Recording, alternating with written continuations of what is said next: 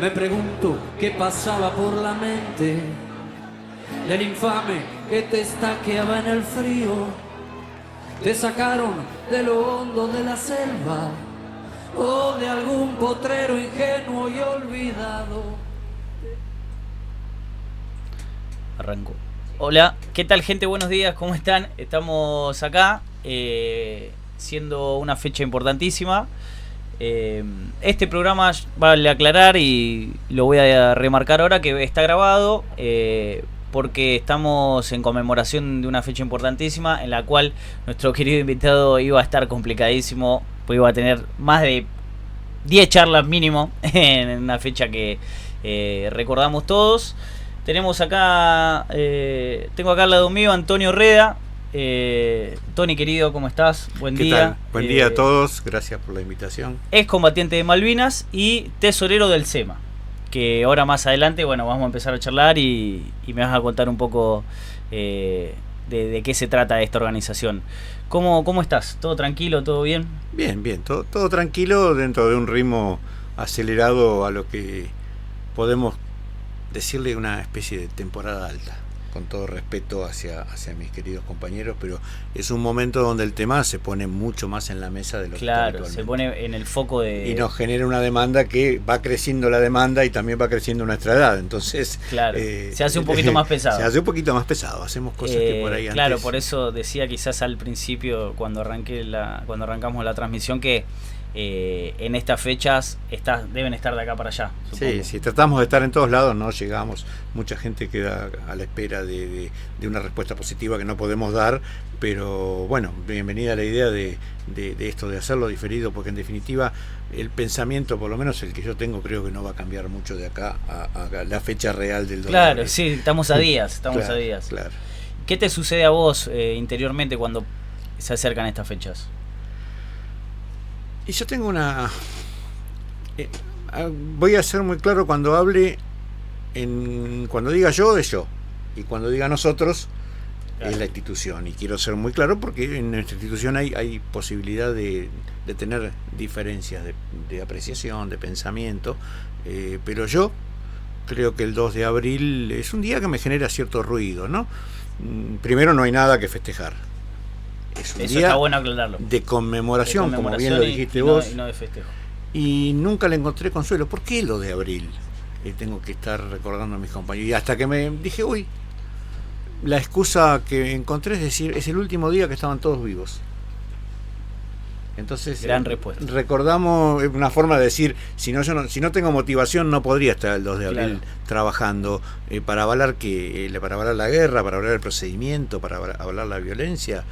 Más allá de la justicia del reclamo, ¿no? Pero obviamente, como podrás escuchar, yo no soy partidario de la solución violenta de los conflictos. Creo que siempre hay una chance para, como dice la canción, ¿no? Una chance para la paz. Pero el 2 de abril moviliza mucho, porque uno no deja de pensar en que es un privilegiado. Yo me siento un privilegiado y tengo una deuda insaldable con los muchachos que no volvieron. Y el 2 de abril es el día, pongamos, de los veteranos, claro, pero tanto no me preocupa porque mis días son todos los días, yo vivo. Tenés que y el luchar con la vida cotidianamente. Pero es el día de los caídos. De los caídos. Y ese día merece que se hable mucho y se los recuerde especialmente a ellos. Y para eso trabajamos nosotros, no solo ese día, trabajamos mucho tiempo, cada vez más amplio en el calendario. Ya hoy no tiene, Malvinas ya no es solo el 2 de abril. Ayer, anteayer, en marzo, en abril, en mayo, en junio. Sí, es algo que trasciende durante todo el calendario. Siempre hay una razón, sí, o un motivo para hablar de Malvinas. Si es el aniversario de la patria, el 9 de julio, Malvinas, soberanía, patria, tiene, claro, mucho que ver.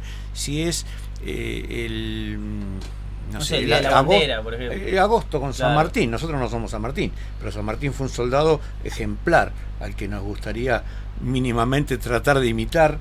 Totalmente, a ese soldado. Totalmente. Y vamos al día de la bandera, al día de la soberanía, al día de la amistad, al día del amigo. El amigo, que el amigo... Nunca lo había pensado de esa manera. El día del amigo para nosotros. Totalmente, lo primero que pensamos es en nuestros amigos que dieron su vida por la patria, pero principalmente por nosotros, por los que volvimos. Porque en la guerra alguien muere. Sí, siempre. Bueno, y si no morían ellos, moríamos otros. Y lo hicieron ellos, así que la deuda nunca la vamos a poder saldar. Tratamos de pagar alguna cuota, Claro.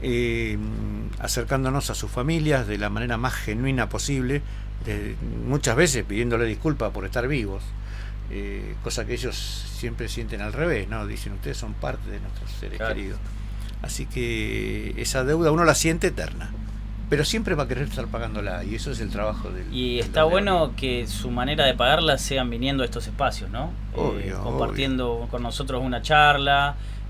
Bueno, recién me contaba fuera del aire que ibas a colegios, que ibas a otro tipo de espacios educativos en los que disfrutás y te gusta contar lo que pasó y de esa manera retribuirles un poco a Nosotros todos los que no vamos volvieron. A todos los lugares donde la gente, de cualquier espacio, actividad, sector, clase social, religión, nacionalidad, nos invite. No vamos a pedir que nos inviten a ningún lado. Claro. Digamos, no mendigamos, porque digamos afecto tenemos tanto que ni siquiera necesitamos. Claro, te diría que hasta quizá le sobra afecto. Sí, bueno, nunca sobra, pero te quiero decir que no estamos en condiciones de... A nosotros nos invitan desde el jardín de infantes más humilde del barrio, más a las afueras de la ciudad, y seguramente va a tener prioridad que si nos invitan de un colegio de más alta estirpe de la ciudad de La Plata, ¿no?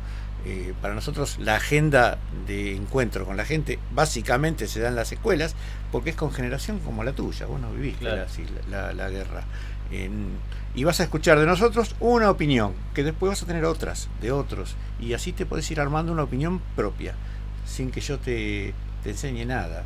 Yo te puedo contar y vos tomás o dejás, y así vas haciendo y vas construyendo tu propia imagen. Eso es lo que va a dar un resultado un poco más parecido a la verdad. ¿Y cómo notás vos que lo toman los chicos de ahora, todo esto? Mira, ¿Cómo lo percibís vos? Yo vivo... Esa recepción quizás que se le ve en la mirada, en los gestos. No, y en las palabras. En las palabras. Te doy un par de ejemplos, ¿no? Y uno muy reciente, de ayer. Yo lo disfruto de ir a las escuelas. Tuve una experiencia... Mi vida laboral siempre fue una cosa muy... en lo formal, en empresas, hasta en los sindicales, estuve siempre con bolonquis de laburo de todo el día. Y un día me estalló la cabeza y dije, basta. No. Y el Estado, en una acción reparatoria que creo que fue de las mejores, nos permitió acceder a los puestos de auxiliares en escuelas. Ah, mirá qué lindo. Tiré todo por la ventana, sí. Dejé mis cargos empresariales y me fui de portero a un jardín de infantes. Estuve... Diste un volantazo increíble. Pero, total. Claro, yo al tener mi sueldo y una pensión como el combatiente me puedo dar ese lujo, y lo puedo hacer sin sentir muy afectada mi capacidad económica. Pero más allá de lo económico es la decisión de decir, yo soy el mismo siendo gerente de una empresa como fui, o portero de un jardín de infantes. Y te digo más, yo me sentí más yo siendo portero del jardín de infantes que gerente de la empresa, porque en el jardín de infantes yo debía responder a mi corazón para con los pibes, y en la empresa debía responder a los dueños. Entonces ahí tomé... Te sentías mucho más genuino. Pero ni hablar, sí. ni hablar. El primer día que empecé a trabajar barriendo la vereda, pasaban empleados, que pasaba gente que eran mis empleados y se burlaban, y yo estaba feliz. Estaba chocho, sí. Feliz. Y no es para decir ahora, porque claro, fue al jardín que va a decir. No. Te puedo asegurar que yo iba los domingos a pintar, me quedaba después no me importaba nada, porque estaba feliz. Y hoy lo continúo, ya estoy jubilado, pero lo continúo yendo a las escuelas y hablando con los chicos. La mayoría de mis compañeros no quieren ir cuando son muy chicos, ni hablar de ir a charlas a jardín de infantes. Claro. ¿Qué sienten por ahí? Que no les va a llegar el mensaje. Claro, pero ¿qué le vas a contar a un pibe? Claro. No. El vínculo que se establece con los más chiquitos es cada vez más genuino. Más chico es más genuino. Mejor, es verdad. Entonces, te cuento, anteayer fui a una escuela, a la San Benjamín, acá en Los Hornos. hicimos 2 charlas. Lo que les pido siempre es que separen los grupos, porque uno de primero a tercero se expresa de una manera, claro, les tira un mensaje de una manera, a los de tercero a sexto de otra manera, a los de secundario de otra. Entonces hicimos 2 grupos y di 2 charlas con 2 grupos. La escuela estaba, los pibes revolucionados, ellos creían, qué sé yo, ver a San Martín. Claro, uno tiene que manejar entre que ser consciente de que uno no es lo que ellos imaginan, pero uno representa cosas. Entonces, al representar esas cosas, tiene que ser responsable de aprovechar la oportunidad en el buen sentido para que esa representación lleve a representar valores, esto de la amistad que te decía, lo de la patria, pero sí en esa cosa, la patria como una entelequia. No, la patria es todo. Sí, también esto que te decía hace un rato de que ellos los ven como héroes a ustedes también. Y bueno, sí, ellos nos ven, qué sé yo, como... Pero si nosotros fuéramos héroes, mis compañeros que dieron su vida en Malvinas debieran ser superhéroes. Sí, totalmente. Entonces, para nosotros, el lugar sagrado de esa hermosa palabra que es héroes sos porque diste todo. El héroe, yo no di todo. Di todo lo que pude, algo me quedé, que es la vida. No, obvio, por supuesto. Entonces nosotros... Pero te ofreciste a dar todo. Claro, pero sería igualarme sería igualarme a lo que no le llego. Imposible. No, está bien, yo respeto alguien una vez me dijo bajo una concepción, fue en un encuentro, en un homenaje al que asistieron gente de diversas religiones, y no me acuerdo ni de qué religión era, y me dijo: ustedes son héroes y ellos son mártires. Y fue la primera vez que escuché algo que me tapó la boca porque los puso en un grado más alto. Igual, la verdad, no sé, ni hace falta. Ni hace falta. Con niveles distintos, ¿viste? Con el gesto de comprensión, alimenta el corazón y. Totalmente. Y después, viste, qué sé yo tuve abuelo de chiquito, pero digamos, es usurpar un título. Totalmente. Cuando te presenté dije que eras tesorero del SEMA. ¿Me querés contar un poco qué es? Sí. Que ya de paso, mira, le mostramos a la gente, tenés ahí la chombita, todo. Con el logo de la institución, que me da orgullo, la llevo con orgullo. Es como la bandera, ¿no? Ahí te cuento lo de la SEMA, pero me llevaste a un pensamiento colateral, pero importante. Cuando vos estás orgulloso de lo que llevas, no necesitas mirar otras cosas. Claro. Por eso cuando nos dicen ¿qué sentís cuando alguien usa la bandera o las remeras con la bandera británica? A mí no me da ganas de prenderla a fuego, ni me da ganas de pero sí, eso me da la sensación de que la usa es porque no siente el orgullo que tiene no que está sentir orgulloso de la que la está usando. De la nuestra. Claro. Yo soy de River y respeto al de Boca, pero no me pongo una camiseta de Boca, porque tengo orgullo de la mía. Entonces me gustaría que los chicos no la usen, pero no porque le tengan bronca, sino porque tengan ese orgullo de la nuestra. Así que para mí la institución, que es una más, hay cientos de instituciones y tiene una visión muy particular, tal vez no sea de lo más frecuente, qué sé yo, tampoco somos distintos, pero nos juntamos por cosas muy puntuales para hacer cosas muy puntuales y nos bancamos algo que normalmente no sucede, que son las diferencias. Sí, eso me contabas un poco. Entonces, desde construir de las diferencias es más difícil. Es más difícil. Pero no es imposible. ¿Y qué tipo de diferencias surgen a veces? Te digo las 3 coincidencias, después Sí. En todo lo demás tenemos margen para cada uno sentir lo que quiera. Honrar a nuestros compañeros caídos en Malvinas es algo en lo que debemos coincidir para estar en la SEMA. Defender la soberanía de Malvinas, de Argentina en las islas, es algo en lo que debemos estar de acuerdo por la metodología siempre vinculada con la acción diplomática, con la paz. Y emprender acciones de difusión de estos principios, y especialmente el recuerdo de nuestros compañeros en lugares como escuelas, este espacio, donde sea, es otra cosa que nos junta. En todo eso estamos de acuerdo. En todo lo demás hay contratiempo. No, no los hay porque nos pusimos de acuerdo, decir, che, Claro. bueno, viste cuando haces un grupo de WhatsApp y decís, acá hablamos de esto. Bueno, Sí. después cada uno tiene su... Si vos me decís, bueno, ¿cuál es la mejor forma para negociar la pesca en Malvinas? Chau, ahí empezamos. Claro. Ahí empiezan a correr Cada- intereses ideológicos, o políticos. pensamientos, convicciones, Claro. que todo el mundo tiene derecho, y eso termina siendo... A otros les gusta funcionar coincidiendo en todo hegemónicamente. Bárbaro, no es en nuestro caso. Y lo que sí tenemos como paradigma de la institución es el respeto a las familias de nuestros caídos, que son lo más parecido a ellos que Claro. podemos tener.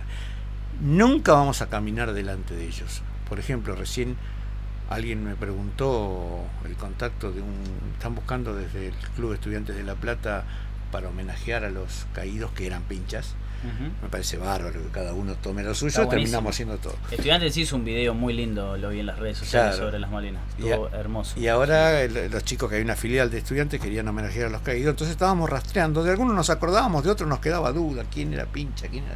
Claro. Bueno, se está cerrando el número y bueno, me pedían el contacto de la familia de fulano. Dice, espera, primero le pregunto a la familia. Claro. Cuando la familia Siempre, que sí, siempre hay que consultar primero la claro, si están dispuestos, quieren, no quieren, ningún problema. Vamos a hacer tal homenaje. ¿Ustedes están de acuerdo? Bueno, vamos, no sé, hicimos fotos para publicar. ¿Esta foto les parece bien de su familiar caído? ¿O quieren esta? ¿O elijan Claro. ustedes? Parecen pavadas, pero... No, pero siempre hay que consultar todo, ¿viste? Porque es un tema tan sensible. Claro, que para uno es hay que un chequear caído todo. es un soldado de bronce. No, Claro. era Pedro, era Dante, era Víctor, estaban con su familia. Así que bueno, eso es sagrado.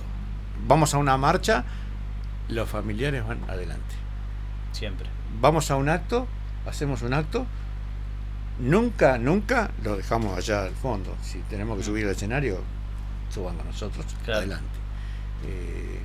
Siempre. Está bueno eso, priorizarlos a ellos, Siempre. para que se vea. A veces nos ha traído problemas no, pero hemos tenido algún cuestionamiento. Che, pero al final, ¿esto es una organización de combatientes o de familiares?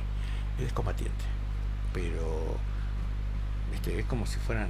¿Qué nos hubiese gustado a nosotros que hicieran otros si no estuviéramos presentes? ¿Qué Claro. hicieran con nuestra familia? Exactamente lo mismo. Exacto. Exactamente lo mismo. Bueno, Las siglas serían Casa de Excombatientes. es así. Está traída un poco a la fuerza, ¿no? Claro, por eso quiero La que me la C de expliques. casa. Sí, Bueno, el artículo, olvídate. Ex soldado combatiente, claro. o sea, el ex va Abarca las toda- dos palabras, claro. porque nosotros nos consideramos, y no porque no querramos. Una cosa es no querer serlo y otra cosa es que no lo sos. Ex soldados. Yo no siento que hoy, muchos dicen, ustedes son soldados. Nosotros fuimos soldados. Ya no, ahora hay otros Claro, soldados. ahora hay otros. Combatientes, muchos dicen que seguimos combatiendo. No, yo sigo luchando, sigo llamarle peleando Con la vida, sí. Claro. Combatir, la verdad, no. Ya no. No.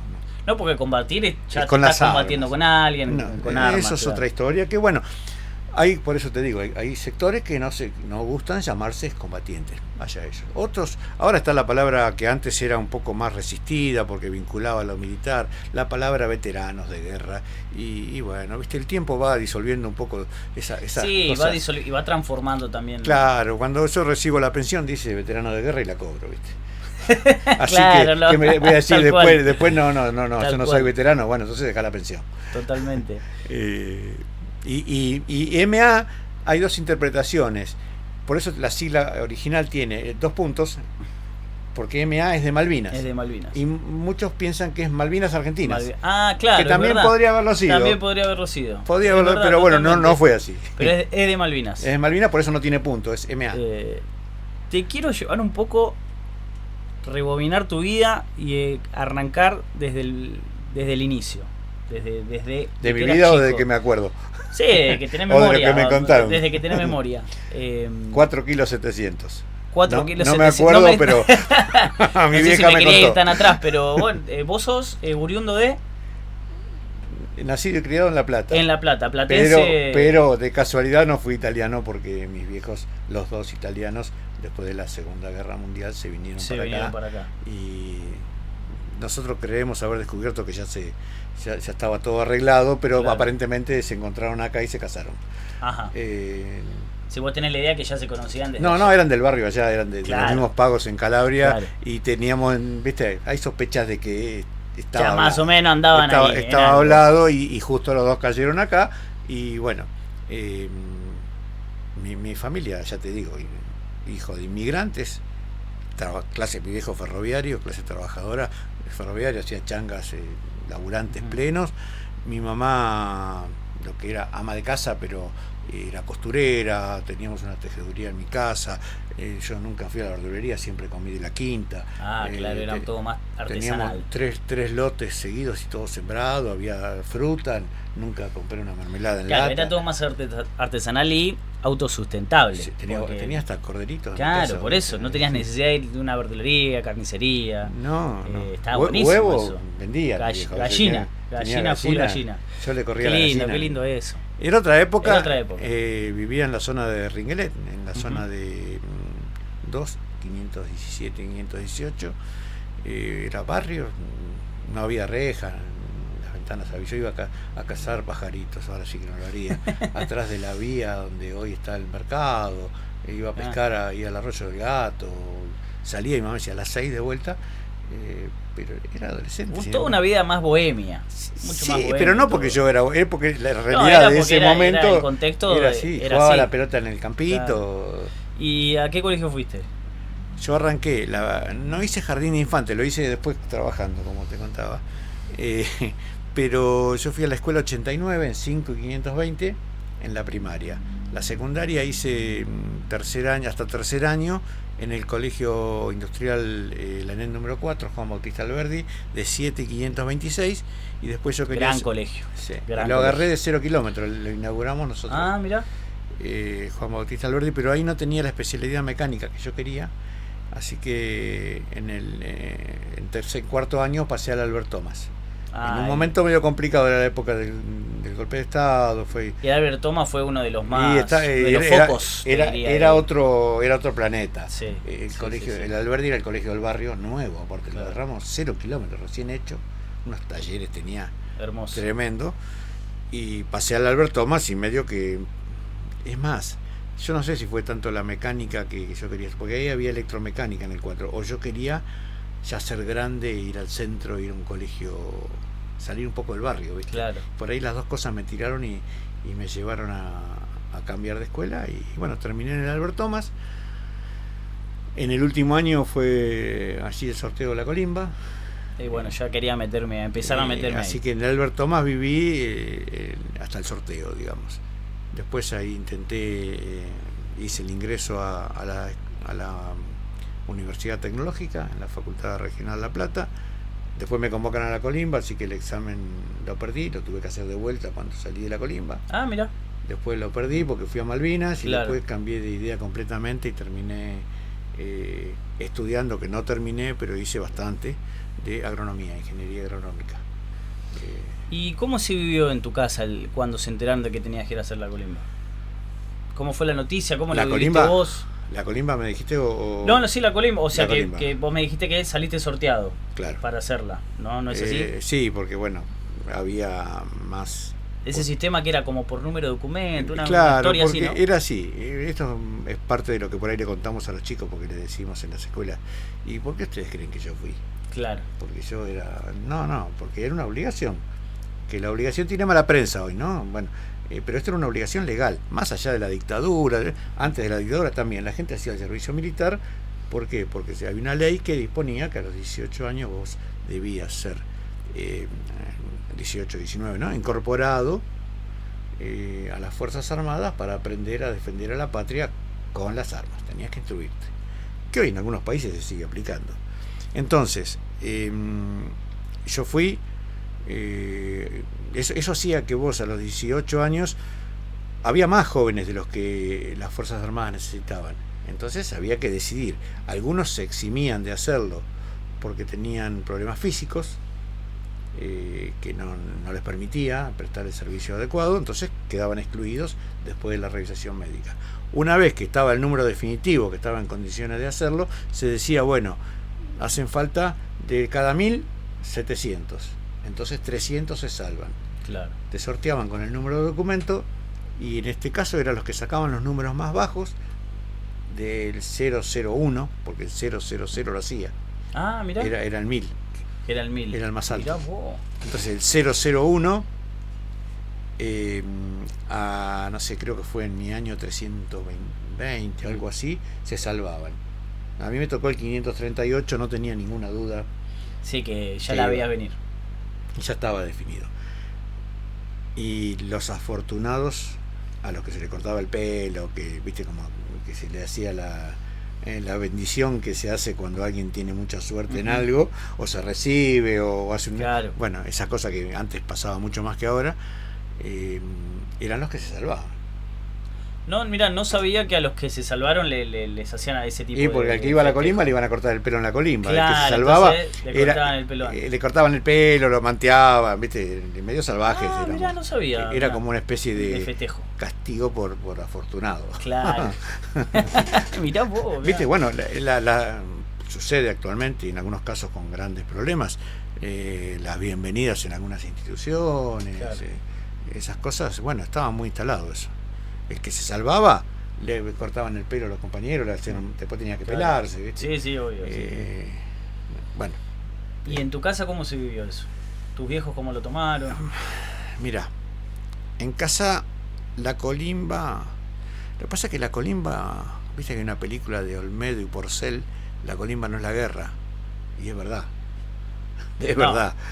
Claramente no. Es verdad, la colimba era algo que la verdad yo no la quería hacer, ¿no? Irme lejos de mi casa tal vez, no comer la comida de mi vieja, tener que despertarme cuando quería el comandante y no cuando quería yo, claro. Que no me digan, nene, vení, levantate y me saquen. Bueno, eso era lo peor que te podía pasar, que te hagan carrera más, cuerpo a tierra, que te castiguen, que no vayas el fin de semana a bailar, que te tengan de guardia. Bueno, era terrible, pero lo que vino después fue mucho peor. Claro. Entonces, la colimba no era algo que generara miedo tal vez unos años antes, porque ya era el fin de la dictadura, ya el proceso estaba medio después del 80, el proceso 80, 81, ya el proceso no era lo mismo, estaban como en esa salida que ellos buscaban, entonces se querían parecer a gente, se querían parecer y entonces hacían actividades un poco más democráticas, entre comillas, y ya no pasaban las cosas que sí sucedieron los primeros años. Entonces no era tan expuesto estar en la colimba. Claro. En la época más dura. No la pasabas tan mal. No, pero no por pasarla adentro, sino que en la época más difícil, andar vestido de soldado por la calle era peligroso. Ah, tenés razón, claro. Era peligroso. Nunca lo asocié. Sí, acá han muerto colimbas. Sí. Por simplemente por ser colimba, porque tenía el uniforme, que para nosotros debiera ser el de San Martín, no el de Videla, pero bueno. En un momento que es muy difícil comprender. Qué terrible, hasta se me hace difícil imaginar estar en ese contexto. Mirá, sin entrar en cuestiones políticas, hubo colimbas que estaban de guardia en un regimiento de Formosa y fueron acribillados para tomar el regimiento. Fuertísimo. Hubo colimbas también que estaban en un camión reprimiendo al pueblo de la mano de... y no podían decidir, pero se ponían a mil cosas. O sea, yo, gracias a Dios, tuve la suerte de llegar a la colimba en el momento en que ya era hacer la colimba. A mí me tocó, dentro de todo, una época ya pero me toca, cuando termino la colimba, al poco tiempo se produce la guerra y ahí la historia cambia. Totalmente. Y en mi familia cambia mucho porque mi familia está acá. Yo nací acá por la guerra. Por la Segunda Guerra Mundial. En una de esas, por ahí nacías allá y... Si no hubiera estado la Segunda Guerra Mundial, yo no sé si hubiera nacido, pero mi abuelo estuvo en la primera. Mis abuelos, los dos.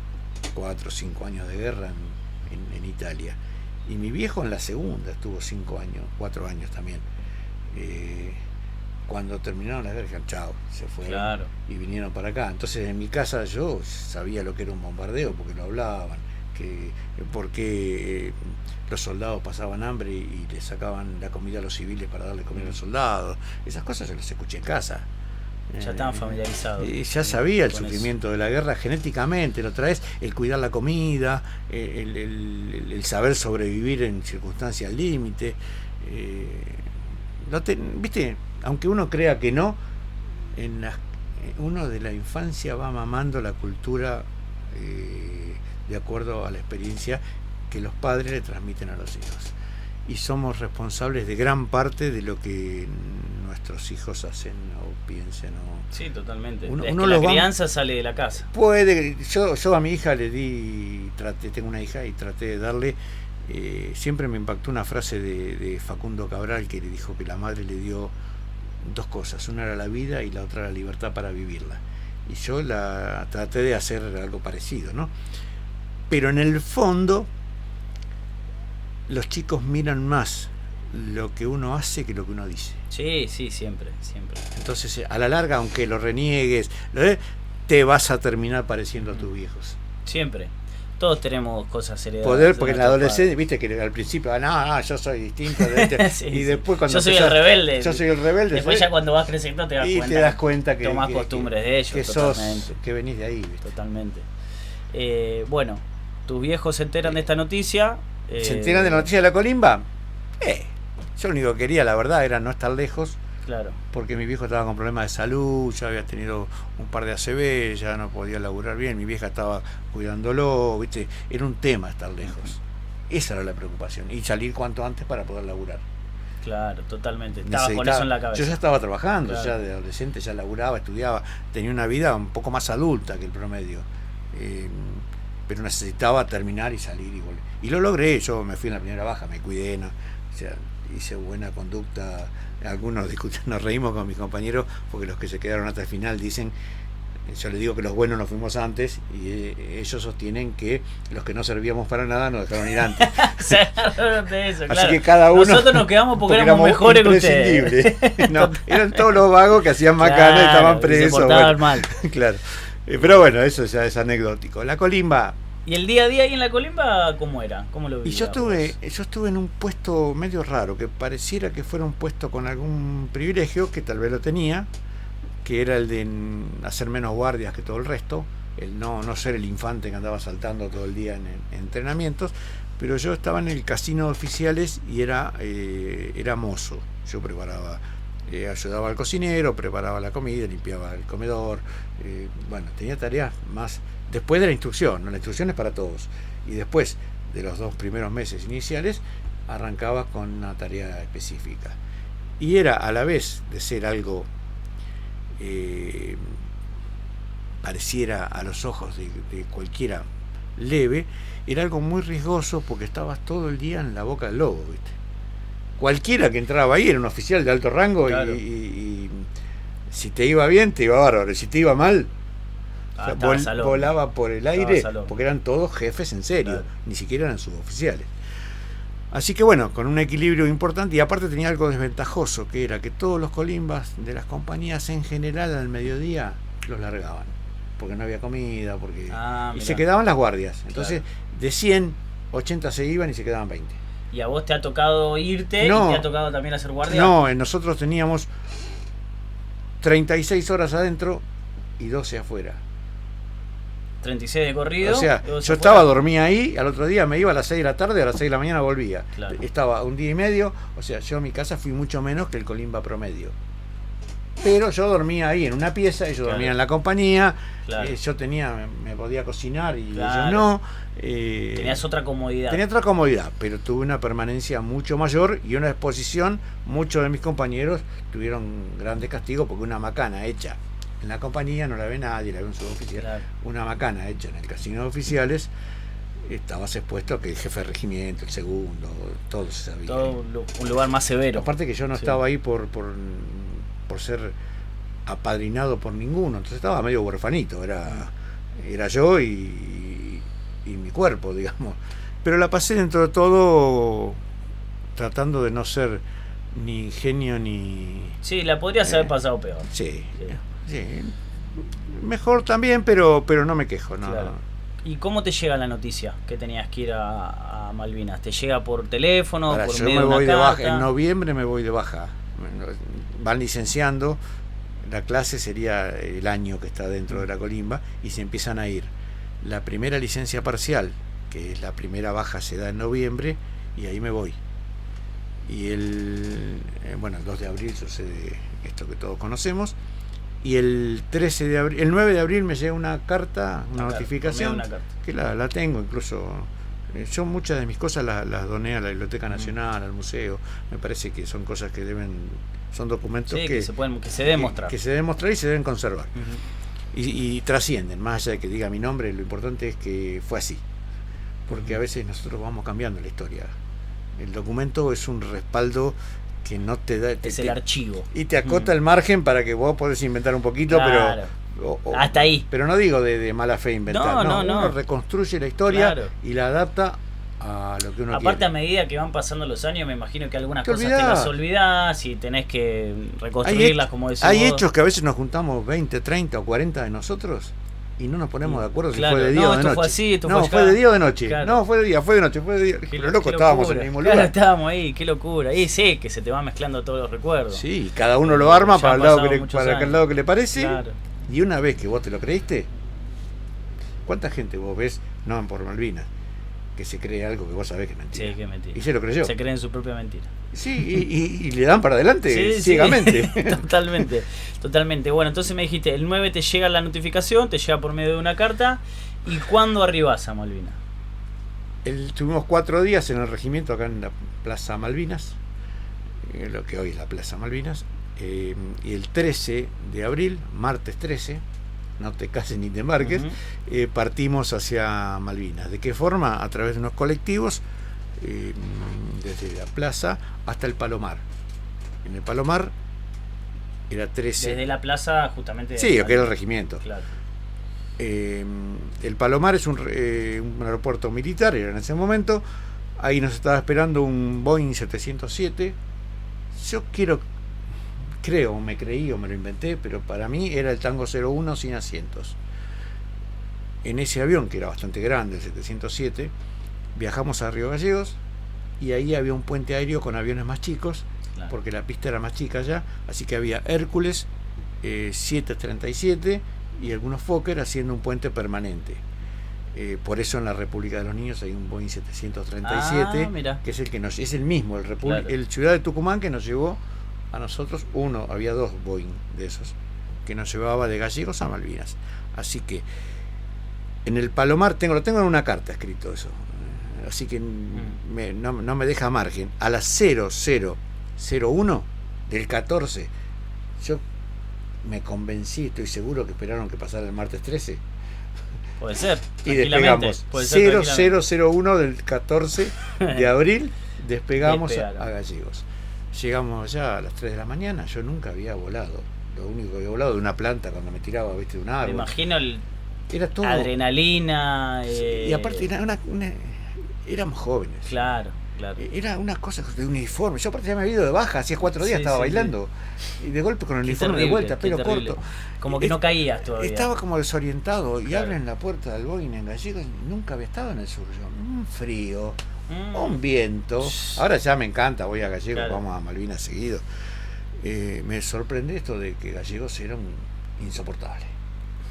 Así que bueno, de ahí bajamos al aeropuerto, estuvimos 2 horas, nos dieron un sándwich, una cosa ahí para comer, algo, y a las 5 y pico de la mañana, arriba de un Hércules, y el tipo empezó a carretear, y me acuerdo que alguien dijo ahí de la tripulación, vamos a ver si despega, porque venimos muy cargados, capaz que no despegamos, ¿viste? Nos metían miedo. Nosotros estábamos con un susto. Hay unas fotos que yo estuve buscando, que vi, las busqué hoy. Sí, son las mostré, así. ¿viste? Que son reales algunas. En la compu. Era tremendo el contexto. Acá estoy viendo, no sé si ahí las pasa por ahí. Te estoy viendo ahí esta posición. Rodilla a tierra. Rodilla a tierra, se dice rodilla. Vos sabés que tengo una foto que la armé yo después de la pandemia. Siempre me gustó la fotografía, pero nunca supe nada, me manejaba empíricamente y me di cuenta, viste, vos te das cuenta que, che, ¿por qué esta foto no se ve bien? Ahí estás tipo rodilla a tierra con el arma. ¿Qué arma es esa? Un FAL. Pero ¿qué hice después? Un día voy a Malvinas y inconscientemente me saco una foto en la misma posición, rodilla a tierra, que es una posición militar. Sí, sí. Es una posición que te permite tener el arma exhibida de esa forma. Que se vea bien. Cuando viene a hablarte un jefe en una formación militar, te dicen rodilla a tierra, entonces vos estás abajo y el tipo está arriba y tiene como el poder de mirarte de arriba, ¿no? Es algo normal. Entonces es una posición militar. Y ahí estoy en una foto recontraposada, no en la guerra. No.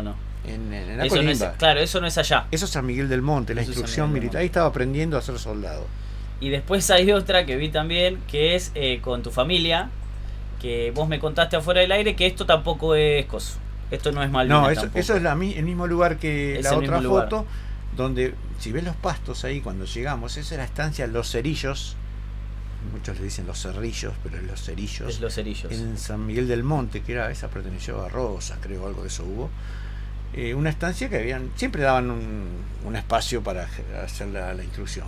Y el pasto estaba de 1 metro de altura. Yuyo, sí. Mirá cómo quedó de lo que corrimos y lo gastamos. Mirá, eso quedó de todo lo que han hecho ahí. En un mes el pasto quedó como si hubiese vacas. Claro, como las canchas de fútbol, ¿viste? Que se come el pasto. Sí. Bueno, sí. Y ahí estás con tus padres. Mi mamá me tiene agarrado tipo nene. Sí. Al lado está mi novia, que hoy es mi señora, y tu viejo. Y mi viejo. Ahí estamos. Ahí 2 veteranos de guerra juntos. Qué jovencito que estabas ahí. Y sí. Flaquito. Sí. Bueno, flaquito. Sigo igual, ¿no? Sí, seguís impecable. Estás impecable. Estoy el doble, soy 2 yo ahí. Ahora. Bueno, entonces, claro, se toman estos vuelos más pequeños. Te bajás en Río Gallo, que me dijiste así un frío. Y para mí era un frío así. No, porque es novedad, ¿no? Un clima distinto los colores, el paisaje. ¿Y fue inmediatamente que bajan, bajaron de un micro y se subieron al otro? A un avión, se bajaron de un avión y se subieron 2 horas, porque cuando empezaba a amanecer, tipo 5 y pico, 6 de la mañana, para llegar de día allá. Así que 7 y pico de la mañana estábamos en Malvinas. Ya estabas en Malvinas. Nosotros alcanzamos a llegar. Los grupos una hora y media. Claro, pero en total que habrán sido 7 horitas, más o menos. Sí, pero con la espera de... claro, si vos volás desde Buenos Aires a Malvinas directo en un avión, son 2 horas 15. Nada. Es ahí, más rápido que llegar a Gallego. Porque uno está acostumbrado a mirar el mapa así. Si vos pones el mapa cómo está, Malvinas está mucho más... Una ruta distinta, claro, una ruta más directa sería. Estás más al norte en Malvinas que en Gallegos. Malvinas está a la altura de San Julián. Ahí va.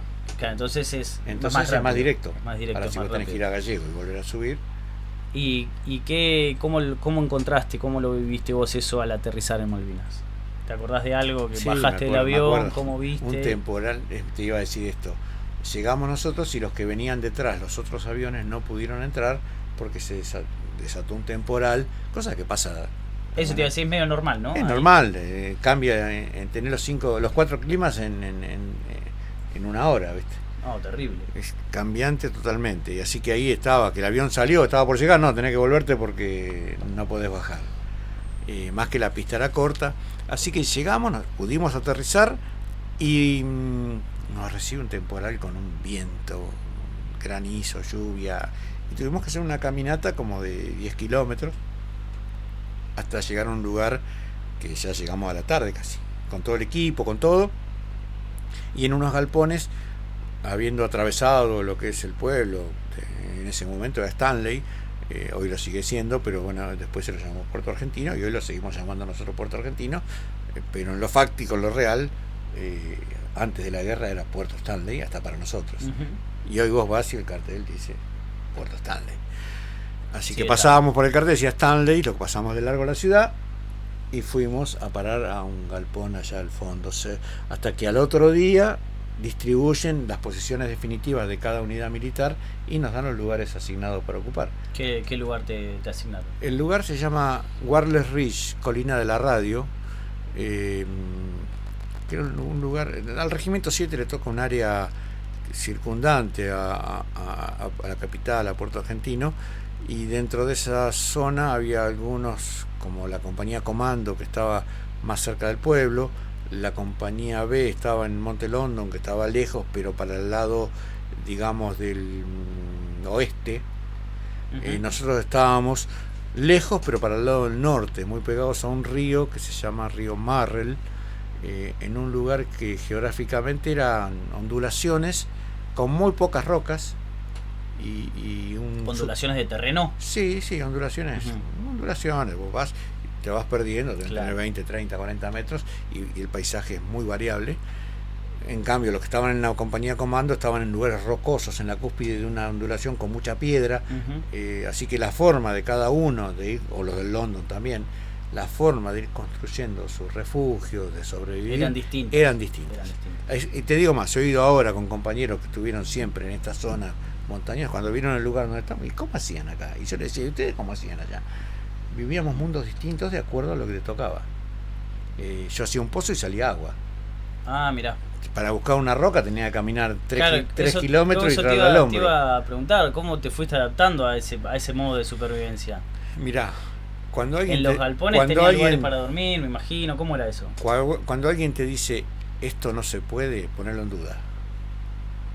Porque no sabes si todo se puede, quizás. No sé si todo se puede, pero mucho más de lo que uno imagina se puede. Así que la adaptación, la capacidad de adaptación del ser humano sorprende al propio ser humano. Claro. Uno tiene una velocidad de adaptación, si no estaría muerto. Totalmente, es verdad. Ni siquiera hablo muerto por lo bélico, hablo muerto por la inclemencia del tiempo, por la cuestión alimenticia, por la desmoralización o por una bomba. Uno se adapta y sobrevive. Si no, estás muerto y no te adaptás a lo que es una guerra, te pegas un tiro. Sí, te pegas un tiro. No soportás, lo soportás. No, entonces cayó una bomba y bueno, listo, estamos vivos esta noche. Vos viste, me decías que había visto una carta donde... Sí, que ahora en un cachito te iba a leer algún que otro párrafo. ¿Sabés qué felicidad? ¿Sabés que esa noche no me iba a morir? No, me imagino. Esa noche... No, es que realmente no me lo puedo imaginar. Si yo te digo, esta noche no te vas a morir. Más vale que no me voy a morir esta noche, tenés 19 años. Claro. Bueno, yo en ese momento decía... Era para festejar, era para esta noche no me muero, me duermo tranquilo. Era un modo de celebración. Claro. Y eso por ahí se lo tratamos de transmitir a los pibes en las escuelas, más que nada, ¿no? Que son los lugares favoritos. Porque vos decís, esta noche no me voy a morir. Le estás dando valor a algo que uno no lo tiene en cuenta normalmente. Y las cosas más importantes de la vida son esas que, como estamos acostumbrados, pasan desapercibidas. Totalmente. Y es lo que por ahí a nuestra generación nos cuesta valorar hoy en día. Sí, pero es culpa nuestra, ¿no? Y yo creo que un poco de todo. Yo creo que lo digo en las cartas, le aconsejo, a los 19 años, le pregunto a los chicos, ¿quién escribe esto? ¿Una persona adulta o un chico? Y le digo a mi familia, disfruten de las pequeñas cosas de la vida, que son nada más. Y me dice, eso lo escribe un grande. Bueno, era yo. Y abajo le digo, mándeme la torta de chocolate de un chico, tenía un bolonqui en la cabeza. Pero uno no es grande cuando... Pero bueno, estando ahí apreciabas esas cosas. Pero es porque uno estar en tu casa, comer con tus viejos, esas cosas que por ahí era cosa de día a día, estando allá, es algo que lo aprecias mucho más. Vos le preguntás a un joven, bueno, ¿y cuándo sos grande? No, a los 18, ¿sos grande o sos chico? Bueno, ponele. A los 19, sos chico. Y a los 20, sos grande. ¿Qué día cambia? Claro. Uno es grande o es chico de acuerdo a la experiencia de vida. Entonces vos tenés un pibe que en la calle tiene que buscar para comer, que duerme bajo un puente, que no sabe si lo matan esta noche. Es obligación a hacerse grande. Está obligado a ser grande. Ese creció. Bueno, nosotros crecimos allá de golpe porque estábamos pensando en la proximidad de la muerte. Claro. Y los que piensan en la proximidad de la muerte son los grandes, no los chicos. Totalmente, es verdad. Es haber acumulado experiencia en forma violentamente traumática y volvimos viejos. Yo volví y con mis amigos de 3 meses atrás no tenía tema de conversación. ¿De qué iba a hablar? Habías quedado totalmente excluido. ¿De qué iba a hablarle a mis claro. amigos si ellos tenían, por suerte, las mismas preocupaciones que tenía yo antes de irme? Y cuando yo volví, había que te podés morir. Sí, sí, sí. y los amigos se murieron. Ya te voy a preguntar más adelante cómo fue la vuelta, pero bueno, quiero detenerme. Una pregunta básica. ¿Cómo se alimentaban? ¿Qué comían? ¿Dónde dormías? Vamos a empezar por la cuestión habitacional. Dale. Era, si vos veías en la foto esa que yo estaba con el fusil, detrás mío había una carpa. Esa carpa que consistían, no son las carpas modernas. Yo después viajé a Malvinas con una carpa que le apretabas un botón, se inflaba y te salía un habano que te lo fumabas y te comías un chocolate. En esa carpa era un paño que tenía botones, la botonabas arriba, le ponías un palito para adelante y cerrabas la puerta y la atabas. Nos metíamos ahí con una colchoneta así, hoy no me podría levantar, finita y una bolsa de dormir. Y entrábamos. Claro, no tenían camas. No, olvídate, no. Teníamos mesa de luz. Bien. La mesa de luz era un cajón de municiones que con la bomba y todo la usábamos de mesa de luz. Mirá vos. Y a veces de almohada. Claro. Y la única experiencia así media risueña con eso fue que una vez se nos metió una lauchita, que había algunos roedores donde había un poquito de comida, parecía, Claro, sí, pero sí, muy poquito, porque animales no vive nada ahí. No florece nada. No. Entonces cuando el roedor encuentra que hay gente, algo de residuo queda, algo, no mucho, porque nos peleábamos con el roedor por el residuo. Y resulta que apareció una lauchita y se nos metió en la caja de municiones con mis compañeros. Bueno, peligroso eso, ¿no? No tanto como los ingleses, pero... Total. Sí. Pero los ingleses eran un poco más peligrosos. Claro, totalmente. Yo a la laucha la espantaba y se iba, el inglés no. Pero bueno, este tipo de humor es el que... No, está bien, hacíamos está bien. Humor así para distender un poco, sí, ¿viste? Para el humor es una herramienta, un poco la situación.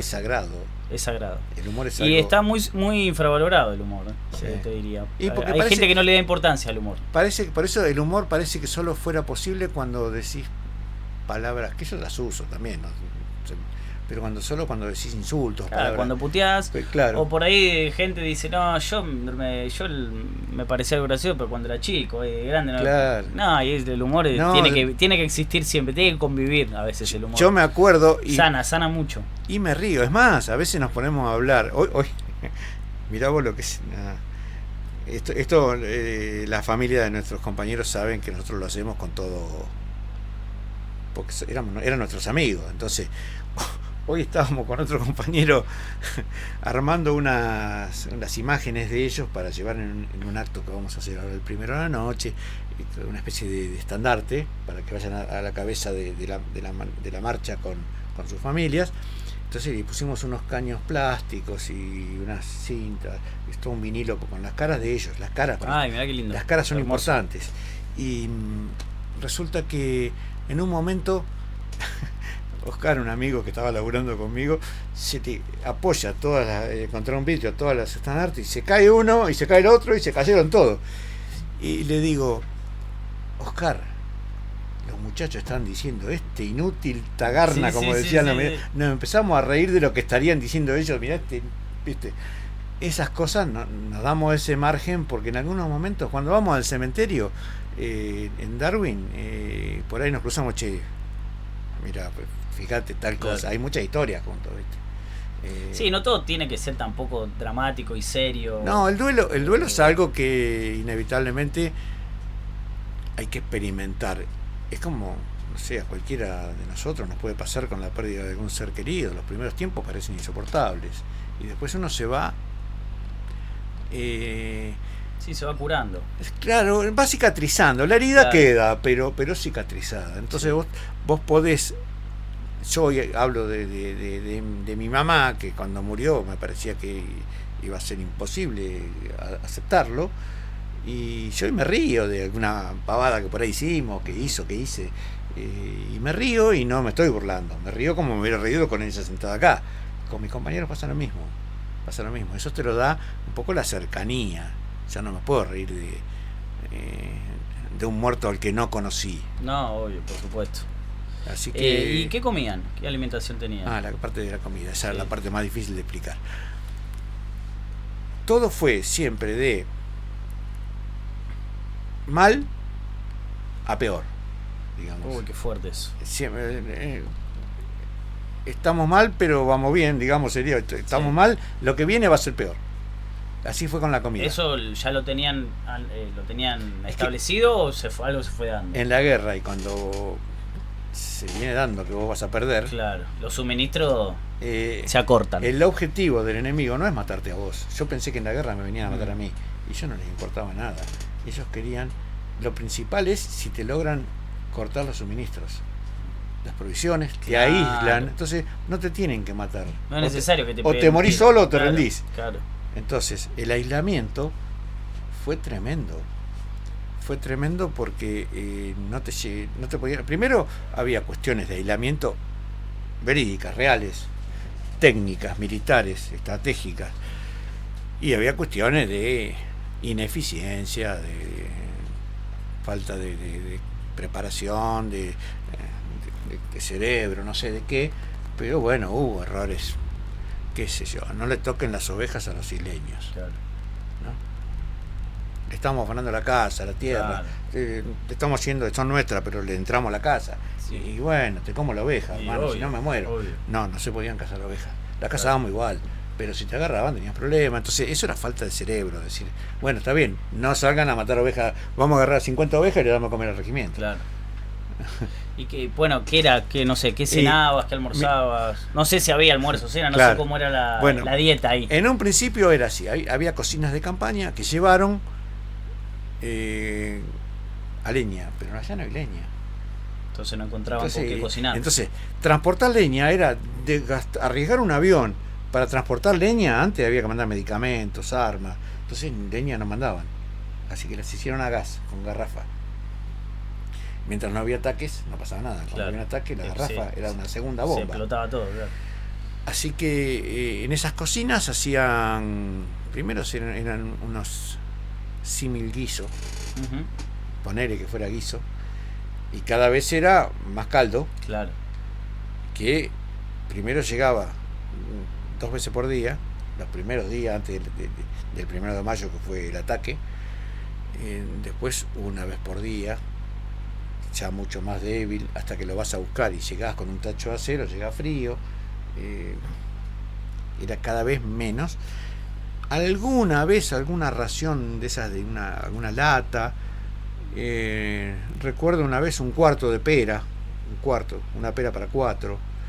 ¿Qué hacíamos? Yo salía... no, una miseria mal. Yo perdí... Sí, has bajado 20 y pico, 30 kilos. Yo volví con 48 kilos de la cita. Flaquísimo. Estaba ahí. Sí, encima en la foto ahí, se ve que está bajame flaco. 20 kilos de ahí. Claro, no, tremendo. Eso un palo. así fui gordito. No te veías. No, qué terrible. Qué tremendo. Pero yo creo haber tenido la pose, porque a ver cómo te explico. Vos me preguntás, ¿quién es el jefe bueno? ¿El que te cuida y no te deja mover, o el que te dice arreglátela y rebuscátela? Claro, y el que te cuida. Claro, pero no te da de comer porque no tiene. Claro. Entonces, yo la verdad tuve jefatura cercana que, o sea, hermano, arreglate. Yo me escapaba y vista gorda y venía lo que podías agarrar y venía con comida de algún depósito, un paquete de fideos, lo metíamos en agua que se ablande, lo comíamos crudo, calentábamos por ahí con la grasa de un pedazo de cordero, y una vez hicimos una vela con la grasa del cordero, le pusimos un hilo, hicimos una vela, y cuando la prendimos una noche empezó a largar olorcito ¿sabés cómo? Cortamos la vela y le comimos la grasa. Sí, claro, totalmente. Sí, era asado eso. Era asado para usted, no, mirá. No, así terrible, que terrible. A ese nivel, igual la verdad me la pude rebuscar, digamos, del grupo éramos 4, porque nosotros en vez de armar una carpa de 2, armamos 2 carpas y éramos 4. Y éramos 2, los de esos 4, los que éramos más activos y salíamos a buscar comida. Yo día por medio desaparecía, me iba a los galpones, al pueblo, caminaba todo el día, volvía de noche, porque salir al pueblo era arrancar a la mañana y volver a la noche, y en ese momento, si venía con algo para el grupo, bueno, volvía feliz porque en definitiva permitía decir, bueno, un día más que pudimos comer. Recuerdo haber conseguido, cuando un día que no dábamos más ya, unas galletitas, y un compañero ya fallecido que se fue a vivir a España, mi compañero de trinchera, después de 40 años, 38, 40 años, me mandó un mail y me dijo, nunca te dije gracias por las galletitas. Y yo me acordaba. ¿Cómo se acordó? Yo me acordaba de las galletitas. Yo me acordaba porque era un momento crítico. Y de necesidad absoluta. Y cuando él me lo dijo, yo me podía haber parado en el camino y haberme la comido solo. Pero no porque él tampoco lo hubiera hecho, digamos. Claro. O sea, en la guerra no te transformás en buena gente. Vos sos lo que sos pero ahí se exacerba todo. Y o sea, aparte ya te empieza el instinto de supervivencia. Claro, ¿no? si tenés buenos sentimientos, claro, primero los tenés con los que están al lado tuyo. Claro, es como si vos estás en extrema necesidad y primero los tuyos, tu familia. Bueno, mi familia, los míos ahí eran mis 3 compañeros. El de al lado era un poco menos. Y el que estaba a 100 metros, qué sé yo, hermano, es tu vida. Sí, es tu vida, arreglaste, claro. Y sí, es la guerra. Es la guerra, totalmente. El mundo se va achicando. Cuando vos pensás en Greenpeace, todo el mundo, todo el planeta, está todo. Para llegar a pensar en Greenpeace es porque tenés resuelto qué comiste al mediodía, qué va a comer a la noche. Y no está mal, Lo que digo es, ahora, cuando vos pensás, andá a decirle a un ucraniano que piense en Greenpeace hoy. No hay chance. Andá a decirle al que tuvo el terremoto en Tailandia, que piense hoy en lo que pasa en la crisis de sudafricana. No, olvídate. Eso vos y los tuyos alrededor tuyo. Es tu círculo. Acá en esta noticia que vi, buscando información para la entrevista, vi que ustedes tenían un día de descanso, por lo que leí en la carta que mandaste al medio quiero leer un poco ese párrafo, porque me llamó mucho la atención, en el que vos le mandás una carta a tus padres. Vamos a anticiparle a los oyentes, a los televidentes, a los que están viendo, que están viendo, que uno tiene derecho a decir pavadas también, así que en las cartas puede haber cualquier cosa, y más en ese contexto, pero ya están prescriptas. Claro. Entonces las cartas hoy están disponibles para que las vea todo el mundo. Dale. Toco ese párrafo. A ver, dice, yo te digo la pavada cuando dale. Dice, antes que nada quiero decirles que estoy bien y espero que también lo estén ustedes. Eso era importantísimo. Sepan disculparme por la demora en escribir, porque nosotros no sabíamos que se podían mandar cartas a pesar del bloqueo. Mandé telegramas y espero que los hayan recibido. Les cuento que todos los días hay un grupo de soldados que tiene un descanso de 24 horas, come y duerme en el hospital del pueblo, se mira televisión y hasta nos lavamos y afeitamos. Hoy me tocó venir a mí y estoy disfrutando de este descanso por segunda vez. Voy a pedirles un favor, el más grande de todos, quédense tranquilos y confiados, porque así también lo estoy yo. Es muy emotivo, muy emotivo. Yo cuando leí, medio como que se me puso la piel. La preocupación era, pues ya sabía que mis viejos habían vivido eso y sabían. Sí. Si a mí me tocara ahora, yo no sé, no lo puedo entender. No sé dimensión de lo que... No. Entonces, yo sabiendo que ellos estaban mal de salud y estaban preocupados, es más, mi hermana les decía a mi viejo, quédate tranquilo, que el nono y vos volvieron, él va a volver también. O sea, era una cosa como que había un Trataban de darle tranquilidad, claro. Sí, pero bueno, pues también podés decir, che, ya volvieron 2, el tercero. Sí, obvio. Era lo más probable. probable. Contame un poco de eso, de esos días. ¿Era real que tuviste un día de descanso? Que pudiste... ¿Tiene la fecha esa carta? No, la tenés ahí con fecha. Esta Creo carta, que esa es la del 24 de mayo. O sea, el día fue el 24 de mayo. No sé hay una de esas salidas que justo fue el 24 y el 25 yo estaba en el pueblo y creo fue el acto. No la dice. Pero bueno, 24 de mayo, sí. Acá. Me acuerdo porque el 25 amanece y está la formación en el pueblo, que están las imágenes y los videos, y yo andaba por ahí, como viste, todos los militares de ese momento, el 25, formación por el día. Claro. Y se hizo el acto y estaba Menéndez, bueno. Pero la verdad, lo más importante de ese día no era bañarse porque te bañabas con agua salada y el jabón se saponifica y era grasa.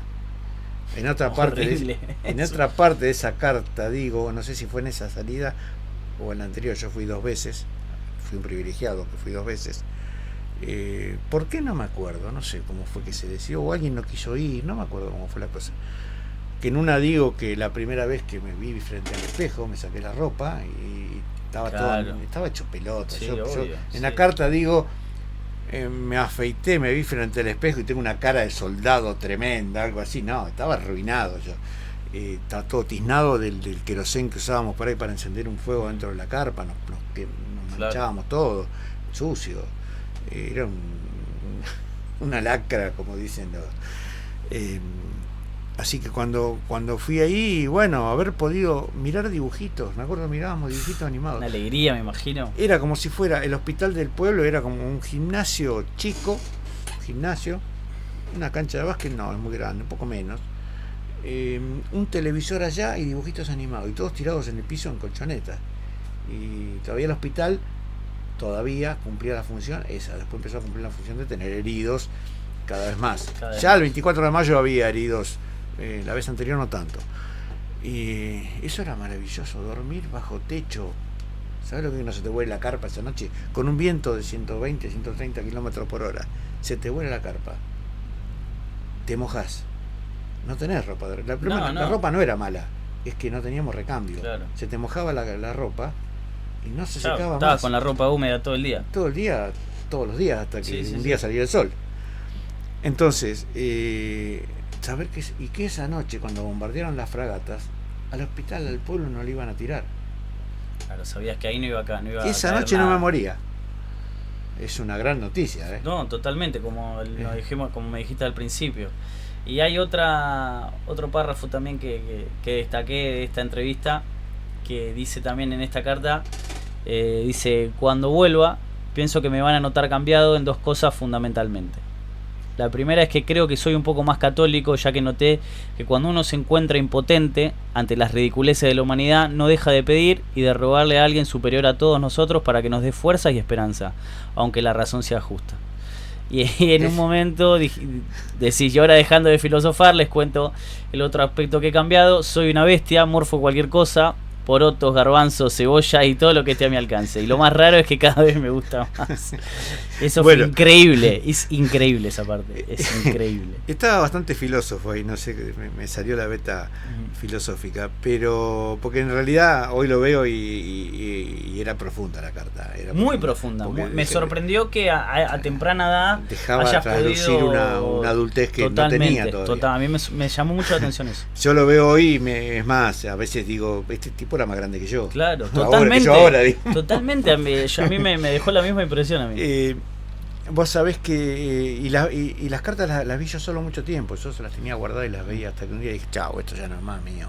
Así que las hice públicas, las mandé a la biblioteca, las comparto. En alguna digo, como te digo, claro, más allá de cosas filosóficas, alguna pavada, que en una digo, qué sé yo, si vienen los ingleses los vamos a reventar. Claro. También estaba medio, obvio, esa parte también existe. Estábamos todos drogados en esta sociedad de euforia. Y yo también, ¿viste? Y aparte, ¿qué le iba a decir a mi familia? No, si vienen nos van a hacer pelota acá. Pero esto, mira, el otro día fui a un colegio católico, me regalaron un crucifijo. Yo no voy nunca a misa, tengo muchas diferencias con las estructuras formales de la Iglesia Católica. Yo le puedo discutir al Papa, al que se fue, al que viene, y le puedo decir, a mí no me hagas cuenta. Claro. O sea, esto vos haces política y es una gran... Pero yo voy a la iglesia y veo a la gente que tiene fe y me saco el sombrero. Te sacas el sombrero. Porque creen en algo. Creen en algo, dichosos. Y yo no todos creen en algo. No, es tremendo no tener fe en nada. Y cuando vos no tenés nada y encontrás un palenque donde rascarte, ¿sabes cómo me colgaba del crucifijo? Totalmente. Lo tengo guardado todavía. Lo agarraba y le pedía, eso. Sacame de acá, por favor. Claro. Sacame de acá. Y cuando me sacó de acá, yo hoy no puedo decir, yo ya salí, ya. Claro. Se crucifica de mí. No, tenés que agradecer. Yo lo veo, agradezco, respeto, valoro y sigo teniendo, creo yo, un diálogo sin intermediarios. Yo creo que para mí el Dios que yo imagino no usa intermediarios. Te está mirando. Es siempre. directo. Es directo. Es directo. Claro, y ves quizás a la iglesia como un intermediario. La iglesia, esta, la otra, la que fue, la que cualquier tipo vino, de religión. ¿Cómo estamos de tiempo? ¿Estamos bien? ¿Querés meter una pausita? Yo la verdad la estoy pasando increíble, estoy fenómeno. ¿Querés que continuemos? ¿Estás cómodo? Estoy cómodo como vos prefieras, ningún problema. Si querés seguimos. Si querés seguimos, no tengo problema, ¿no? Dale. Hay otro párrafo que no es ya de esta carta, sino que es de otra, creo que es de otra carta, de otra entrevista que vi que te hicieron, en la que ya acá ya me quiero meter en lo que son los enfrentamientos. Yo te voy a preguntar si tuviste alguno, si pudiste dispararle a alguien o algún tipo de cosa, que dice: un día después de escribir la carta, el 9 de junio, un cabo primero le dio una orden a Reda, a vos. O sea, esto no es en primera persona. Estaba hablando otro. Estaba hablando otro de vos. A ver qué está. Claro. Léeme que te. Le indicó que debía recoger los cuerpos de 4 combatientes que habían ido a buscar comida. Ajá. Durante el trayecto, uno de ellos había pisado una mina antitanque y los 4 murieron en el acto. Esto fue verdad, supongo. Sí. ¿Cómo fue ese momento? Mira, el buscar comida es lo que yo te decía hoy. Te llevaba todo el día. Te llevaba todo el día y donde yo estaba, y estaban estos 4 muchachos, teníamos ese margen para hacer cosas que por ahí, si nos hubieran cuidado o obligado o exigido o castigado, no sé, que por eso no sé quién es bueno y quién es malo, claro, ellos no hubieran ido. Yo no me animé a ir. Ellos eran como los líderes del grupo, eran sí, lo que por ahí comandaban. No sé si, pues no había tampoco una estructura, sino que eran los más jugados, los más osados del grupo, ¿no? Claro. Los más arriesgados, los más cancheros, los más corajudos. Claro, y yo siempre promedio, viste ahí, más cuidadoso. La experiencia genética me decía, ojo que en la guerra se muere gente. Claro. Entonces mi objetivo era tratar de no ser uno de ellos, de los que se moría.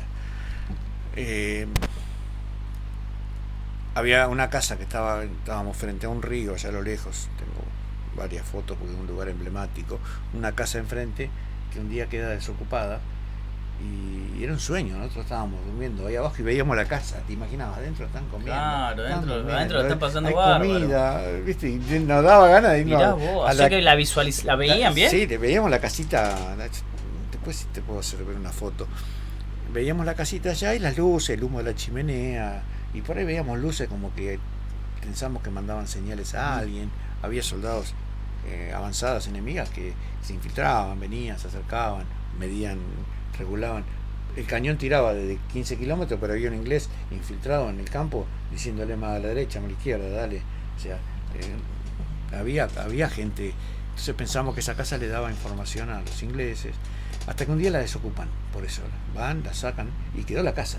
Y estos 4 dijeron, vamos a buscarlo. Y se fueron y cruzaron un río medio complicado, lo cruzaron, y cuando vuelven en un bote cargado de cosas, sacan el bote de la playa y pisaron una mina antitanque. Ay, mira, y mueren los 4.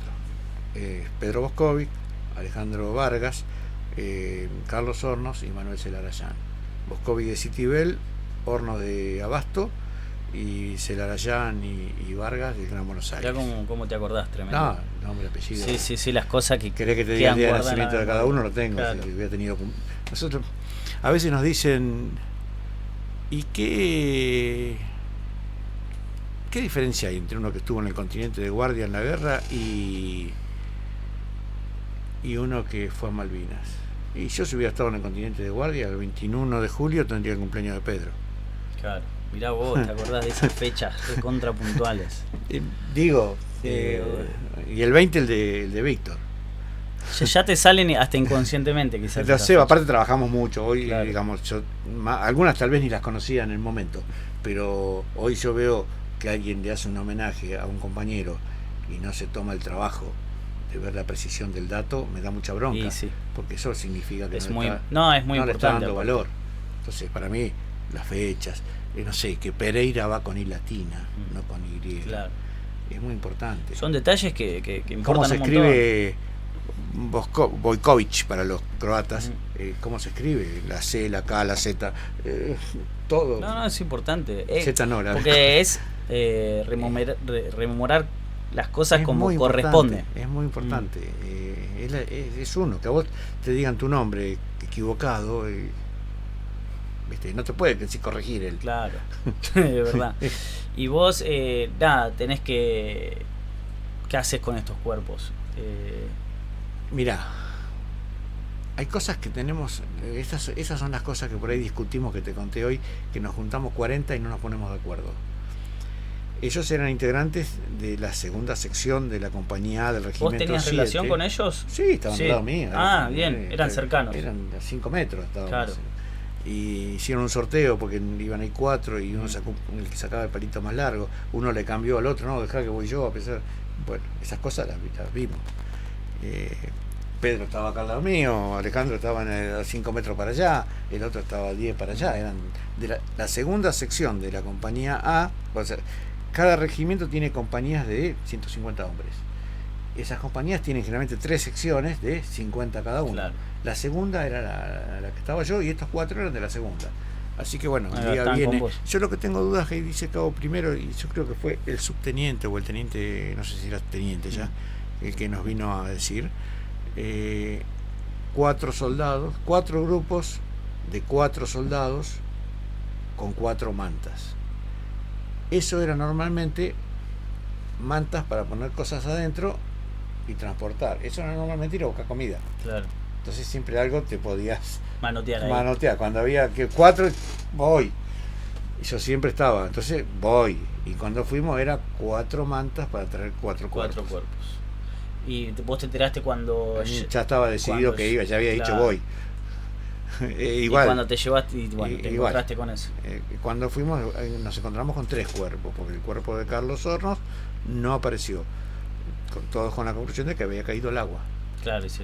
Entonces cuando se da la identificación de los cuerpos en Darwin, todos asegurábamos que Carlitos Hornos no iba a aparecer. Y apareció. ¿Apareció?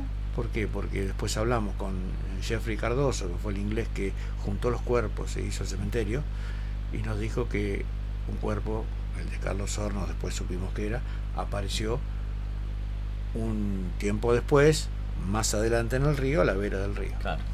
El río lo expulsa. El río lo corrió. Sí, aparte de los cuerpos después de ahogados, los cuerpos salen y... Claro. Y como que flotan. Flotan y quedan afuera. Claro. Pero después. Así que, a pesar, contradiciendo nuestro presagio con la mamá de Carlitos Hornos de que el cuerpo no iba a aparecer porque fue al río, el cuerpo apareció. Y ha sido algo lindo para la madre, supongo, que el cuerpo se haya encontrado. Fue la mamá de Carlitos Hornos viajó a las islas, lo buscó, porque nos preguntaba cómo murió, y explotó la bomba, cayó al agua, y ¿lo vieron? No. Claro. Y si se volvió loco y está escondido en una estancia, entonces viajó a Malvinas, buscó en los hospitales, cuando decían que había, porque en esa época decían, en Córdoba hay un internado en el hospital que dice que estuvo en la guerra. Iban los padres, fueron en caravana para allá, todos los que no habían vuelto los hijos. Y esta mujer tenía la casa pintada con una franja amarilla arriba, y nunca le quiso cambiar la franja porque si un día volvía su hijo y no estaba bien, él iba a reconocer la casa. Claro, iba a reconocer por la franja. Otros padres pintaron ¿Cuántas historias que hay de eso? Pintaron el nombre, el papá de Néstor González pintó familia González ¿viste la casilla del gas? Uh-huh. Pintó ahí el nombre de la casa por si volvía el hijo. Bueno, historias que uno las aprende a entender cuando toma contacto con esa familia. Claro. Una mamá, entendés lo que ellos vivieron. Una mamá que no quería que las fotos de su hijo aparezcan en el diario. Y vos decís, pero es una reivindicación, un recuerdo, un homenaje. No, porque si un día voy a la verdulería y encuentro que la verdulería está envolviendo los huevos en la foto de mi hijo. Sí, totalmente. ¿Vos te imaginás? Yo no lo podía entender hasta que claro. Es verdad. Totalmente. ¿Te imaginas vos la encontrás en el piso para sacarte los pies, la foto de tu hijo? No, sí, o para hacer el fuego. Hacer el fuego, prendelo, che, no, totalmente, es verdad. Claro, tenía un argumento bastante importante. Re potente. Sí. Más fuerte que el mío, que era para que lo homenajeen. ¿Y tuviste algún tipo de enfrentamiento? Mirá, ¿tuviste alguna vez que combatir? ¿Cómo fue eso? Yo lo que no tuve fue enfrentamientos cuerpo a cuerpo, porque no todos tuvimos esa desgracia, porque es una desgracia. Sí. Yo fui herido por un un proyectil de mortero, después que toman lo que se llama el Monte London, el 11 de junio, los ingleses se aproximan a unos 1.500 metros nuestros y ya nos veíamos.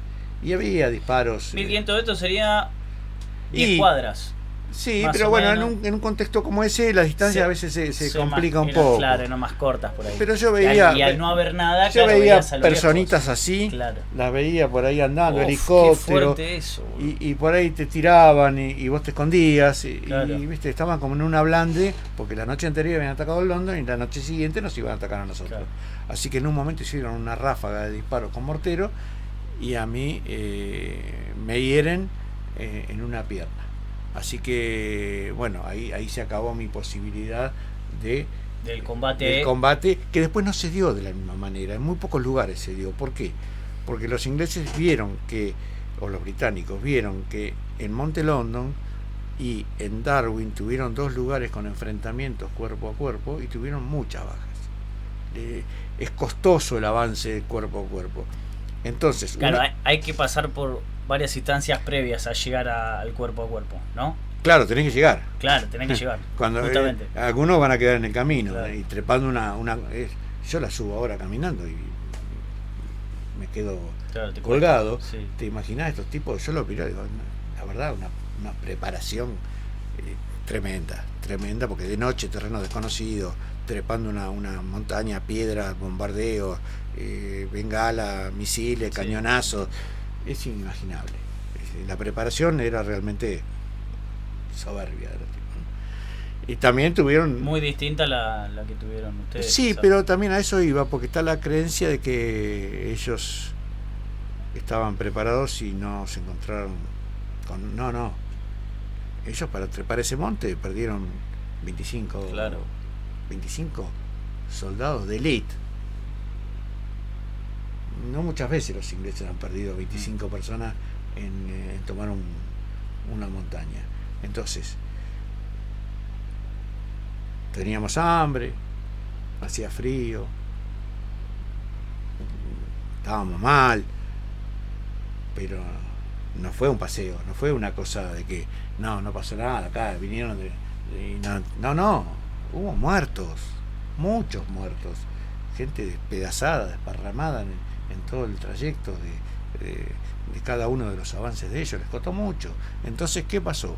Cuando ellos toman el London, que fue la última altura previa a la ciudad, al ataque final, ellos dominaban la altura, entonces tenían el dominio del aire, aviones, el dominio del mar, fragatas que bombardeaban, y el dominio del terreno con la altura, nos bombardeaban y fueron llevando al resto de la tropa con bombardeos a un repliegue obligatorio. Te barrían el terreno y vos te ibas replegando, claro, hasta que viste como los perros llevan a las ovejas en el... Claro, lo juntan. Lo van haciendo, claro, loco, corrente para atrás, porque claro, y después avanzan. Entonces no fue lo mismo, después del London fue distinto. Por eso muy pocos después tuvieron la posibilidad de algún encuentro a tiro de bayoneta, casi no. Pero tiro de fusil con 1.500 metros puede darse. Pero ¿qué pasaba? Si vos no tenías la certeza, un tiro de fusil a 1.500 metros, delatabas tu posición y después de tu tiro, que era impreciso, claro, te caía un misil a un metro tuyo, ¿viste? Había que tomar esos recaudos. Y cuando tires, cuando hagas sonar un disparo, estás seguro que va a ser más importante que la consecuencia del disparo. O sea, yo estoy en una posición a resguardo y vienen 50 ingleses y tengo a uno en la mira. ¿Y le erraste, ponele? O le pego. O le pegás. Quedan 49. 49, totalmente. Sos boleta, pero instantáneamente. Sí. O sea, cuando vos llegás con la tropa ya avanzando sobre vos en una superioridad astronómica, porque sobre una sección de 50, que quedaban 40 o 30, porque algunos estaban heridos, otros se habían muerto, te vienen 300. No, 300 está frito, preparados, claro, físicamente, con resistencia, pero esto no te lo tengo que decir yo ni te lo tenemos que decir nosotros, solo hay que ver los testimonios de los británicos. Nosotros nos encontramos con ellos, hablamos, hoy por las redes todo más fácil, pero nos hemos encontrado en Malvinas y no, hay un libro, tampoco digamos, porque acá se cayó en la trampa de que por demostrar lo malo que fueron los militares, tampoco hay que demostrar mucho, no hay duda, se terminó canjeando el honor de gente que dio su vida combatiendo. Yo te digo, José Luciano Romero, un flaco que nació en Perugorría, en Corrientes, 14 hermanos, se mudó acá a Abasto con 18 años, vino, lo llaman a la Colimba, va al Regimiento 4, muere en el monte 2 hermanos frente a un comando británico de élite, enfrentándose a los tiros con 4 tiros en el pecho, lo emboscan y lo matan, y se llevó puesto 2. Héroe total. Se llevó puesto 2. Héroe total. ¿Qué me venís a hablar de pobrecito? Que, sí. O sea, no sé, te hablo de compañeros que en actitudes temerarias casi, vos decís, yo no sé si lo hubiera hecho. A unos huevos tenés que tener. Pero hubo flacos que se pararon cuando avanzaban los ingleses y empezaron a tirar, Claro. y lo bajaron, obvio que lo mataron. Pero Sí, quizás ya sabiendo lo que le esperaba, su destino. dijo, chau, ya está. Me llevo al que venga conmigo. yo no sé si lo hubiera hecho, la verdad no tuve la posibilidad pero había que hacerlo y lo hicieron. Entonces, o los compañeros del crucero General Belgrano, viste, que se quiere pintar la situación como que es más importante demostrar lo mala que era Thatcher que a la valentía de ellos. Entonces, Como yo que te digo, desviar el foco ahí, no claro, sé si lo importante es destruir a tu adversario ideológico. Entonces, yo te digo, Thatcher era una porquería. ¿Qué sé yo? Sí, no sé, preguntar a los ingleses. Yo te digo la verdad, ella defendía sus intereses. Los defendía. A veces más que lo nuestro del nuestro. Total. Ahora, mis compañeros de Belgrano no se estaban escapando, porque los quieren hacer quedar como que se estaban yendo. No, estaban combatiendo. Y estaban buscando la forma de que no los encuentren, obvio, no se van a quedar expuestos. Claro. Y los hundieron en zona, o sea, está bien, fuera de la zona de exclusión. El Belgrano hubiera visto el submarino antes, lo hubiera tirado. Te lo dice el comandante el que ahora muerto, Gonzo. Entonces,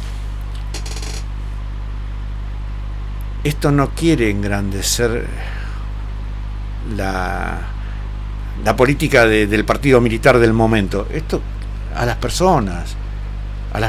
No logramos que la ciudad de La Plata tiene ese sí es un héroe, porque murió cumpliendo con su palabra, su obligación y su juramento, y cumpliendo su función de militar como correspondía. El piloto Juan José Arrarás, al mando de una Skyhawk, lo podés googlear después y buscar. Un fenómeno, un tipo que juró hacer lo que hizo, que hundió una fragata, que era un señor, todos, no encontrás tenía 24 años, vivía en 59, 20 y 21, y la ciudad de La Plata no lo reconoce porque era militar, y no, su nombre no puede aparecer en ningún lugar público. ¿Por qué? Y bueno, eso no se conoce el trasfondo en profundidad. Como que meten todos en toda la bolsa. en una bolsa. No, lo bueno, ¿sabés qué pasa? Los militares malos querían meter a todos en una bolsa para salvarse ellos. Claro.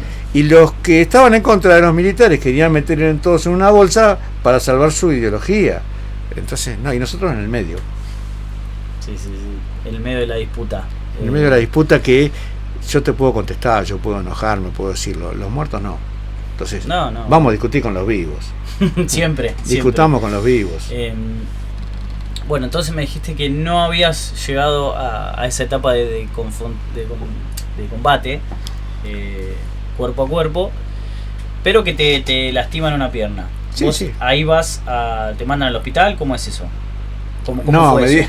Como venía haciendo lo de la comida. Mirá, me atienden, me hacen las curaciones, no podía caminar ya, y me dicen, de acá, esta noche no vas a poder salir. Claro.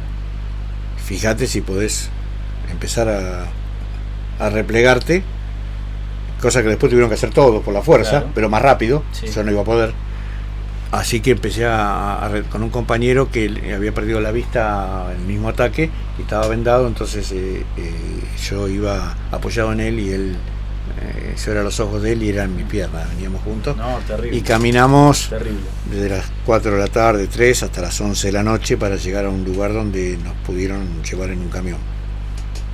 En el medio, obviamente, cada vez que te movías con bombardeo, Porque a veces... ¿Se puede decir que vos tuviste suerte? Sin suerte, No estarías. nadie estaría... Ninguno de nosotros estaríamos. Somos producto de la suerte. Sí. ¿Cuántos espermatozoides tuvieron? El tuyo fue el que... Totalmente, justo, de una totalmente, suerte bárbara. Totalmente, Bueno, es verdad. empezamos de ahí. Y en la guerra es algo así. La bomba que me hirió a mí, 5 centímetros de diferencia a la izquierda, y me daban el estómago. El estómago, y chao, no la contabas. O la bomba Qué medio duro eso. metro y caía arriba mío. Te pones a pensar eso y es terrible. Entonces, tengo una suerte bárbara. No tengo... Se salvó mi abuelo, se salvó mi viejo, me salvé yo. Vengo del espermatozoide ese, el único. Claro. Después mi abuelo, mi viejo, yo voy allá, la bomba me cae, me pega en la pierna. De una herencia de salvado. Yo no me saqué la lotería, pero no, Claro. ya no la quiero. No, es que ya con todo lo que No la estás quiero. contando, es como si te lo hubiese sacado. Más, porque vos te sacas la todavía. lotería, te cae la bomba encima y Y bueno, y ya para... Pero ojo, metiéndome ya- perdóname que te Sí, agrego algo. Sí, obvio. Y esto va a veces como mensaje especialmente a los chicos en la escuela. No se confíen únicamente en la suerte o en el talento. Si no, por Messi supuesto. no entrenaría. No, obvio, por Y supuesto. Messi entrena todos los días, trabaja. La suerte vale. Tiene que ir acompañada. Claro, La suerte y si el vos te talento tienen que ir quedás acompañado. solo con la suerte, un día... Y no, En cambio, no va a aparecer. el día que te va un poco mal la suerte, si vos te preparaste, la podés compensar. Si Claro. no, estás frito. ¿Cuándo empezás a enterarte que como que ya no había vuelta atrás? Como que ya las fuerzas estaban muy debilitadas y que ¿Las mías o las generales? las generales, como que ya en un momento, El 1 de mayo, el primer día. el primer día, ya notabas que no... ¿Y cuándo te enterás que te tenés que volver? O sea, eso fue el 1 de mayo. ¿Cuánto pasó? Y la guerra termina el 14, esto que yo te conté, que me evacuaron, o sea que yo vuelvo al hospital, llegué el 12 a la noche y el 13 a la madrugada, un día antes, en el anteúltimo avión nuestro que llega a las islas, me sacan. O sea, yo salí en medio del bombardeo con un avión. O sea, el avión empezó a volar y todavía seguía el bombardeo. No, peor todavía. Estaban bombardeando, el avión aterriza, a oscuras, un Hércules. Qué locura. Baja un cañón de 155 milímetros, baja cosas, pertrechos elementales, los tiran así, ¿viste?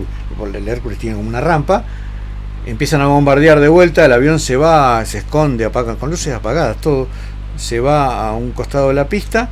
Cuando dejan de bombardear, el avión vuelve, nos suben así a las corridas, el avión empieza a carretear con la puerta abierta, empiezan a cerrar, Claro, sí. todo, y despegamos en un Hércules con Todas un las montón apuradas. de heridos, gente despedazada. No había médico, no había nada. Claro. Era sacar esos heridos de ahí para llevarlo a ver si los podían salvar en el continente. Y los que estábamos más o menos que podíamos movernos, salgan de acá si dejan lugar, Claro. ¿viste? Porque venía una tanda muy Lo que grande. habrá sido esa vuelta terrible. Tremenda. lo que has visto ahí. Yo te digo, si vos me decís, claro, diario del lunes, ¿no? Pero si hoy estoy ahí, con la conciencia que tengo hoy, está el avión y yo estoy acá y me decís, elegí, ¿qué haces? Yo me quedo. Te quedás, ¿no? Sí. Por lo desgarrador que habrá sido ver a, no sé, a compañeros. No, y por el que, riesgo. por el riesgo también que fue El avión despegan. despegar. Desde el avión despegando estás viendo el bombardeo, el ataque de Claro. los ingleses, los estás viendo los ingleses ahí. Esos pilotos han hecho cosas increíbles y claro, en ese momento vos no sabías que iban a hacer los ingleses con nosotros, si iban a entrar y nos iban a matar a todos, qué sé yo. Yo me iba hasta colgado de una liana, pero realmente fue un viaje, Muy duro. no sé, el recuerdo es de alivio porque esa dureza duró 2 horas hasta que llegamos a una zona ya donde no había riesgo, y a uno le quedan como fotos. Claro. Pero yo recuerdo ver el parabrisas del Hércules y ver el limpia parabrisas funcionando y las olas, la bruma del mar, las olas salpicando la trompa del avión. Claro, están muy bajos. Volaban al ras del agua, una locura. Una locura. Una locura. Ya para ir terminando, estamos ya hablando hace un montón y se me ha pasado volando realmente. ¿La estás pasando bien? Bien. La verdad Gracias. que ha sido para mí una experiencia espectacular. Nunca había hablado con alguien y nos cuentes todo esto en forma detallada, así que por ahí hay gente que es combatiente que les cuesta o que se les hace más complejo, y que lo cuentes con esa naturalidad a mí me ha ayudado un montón a estar más tranquilo, y nada, me llevo una experiencia única y te quiero agradecer por eso también. ¿Cómo es la vuelta? ¿Cómo es el volverse a encontrar? Hoy me decías que no tenías tema de conversación con tus amigos, por ejemplo. ¿Cómo es volverse a encontrar con la realidad, con tu vida de antes? Sé que también que hay muchos combatientes que le han costado reconstruir su vida. ¿Cómo fue eso? ¿Cómo lo viviste? A ver, yo creo que nadie es el mismo que hubiera sido a la vuelta. Claro. La podés llevar mejor, peor, nadie vuelve a ser el mismo. Viste que ahí vos venís por un camino y tenés una bifurcación. Bueno, cuando fuimos a Malvinas agarramos para acá. Claro. Ya el camino venía allí, ya nos tomamos un desvío.